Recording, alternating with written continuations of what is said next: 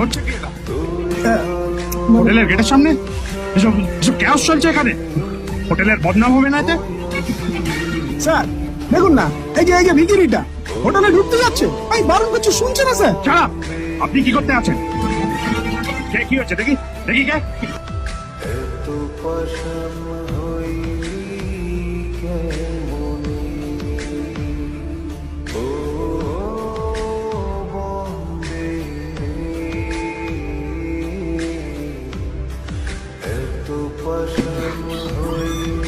sir আপনি